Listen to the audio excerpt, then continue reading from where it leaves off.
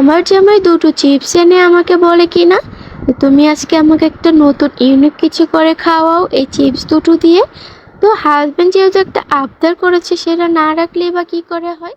তার জন্য চিন্তা করলাম যে তোমাদের সাথেও শেয়ার করি। তো চলো আজকে আমি কি বানালাম, কিভাবে বানালাম ওটা তোমাদের সাথে শেয়ার করি। আসসালামু আলাইকুম সবাইকে, ওয়েলকাম টু দি মিনি ব্লগে। আশা করি সবাই খুব ভালো আছো। আলহামদুলিল্লাহ আমিও ভালো আছি। আমি আজকে প্রথমে পেঁয়াজ কুচি করে নিয়েছি, তারপর হচ্ছে শুকনো মরিচ কুচি করে নিয়েছি। বাট তোমাদের পাশে কাঁচামরিচ থাকলে তোমরা কাঁচামরিচটা ইউজ করবে, শুকনো মরিচটা না ইউজ করলেও হবে। তারপর হচ্ছে আমি এই জায়গায় চিড়া ভাজা দিয়ে দিয়েছিলাম, তারপর হচ্ছে চানাচুর দিয়ে দিয়েছিলাম। আর এই তো সততা চিপস এনেছিল, এই চিপসটাই দিয়ে আমাকে বলেছিল ইউনিক একটা কিছু তৈরি করে তাকে আমি খাওয়াতাম। তো এই সততা চিপসগুলোকে আমি গুঁড়ো গুঁড়ো করে নিয়েছি, নিয়ে দেন হচ্ছে এটাকে ভালো করে মিক্স করে নিয়েছি। আর হ্যাঁ, তোমাদের বাসায় যদি সরিষা তেল থাকে তাহলে অবশ্যই সরষের তেলটা দেওয়ার ট্রাই করবে, তাহলে একটা সুন্দর ফ্লেভার আসে।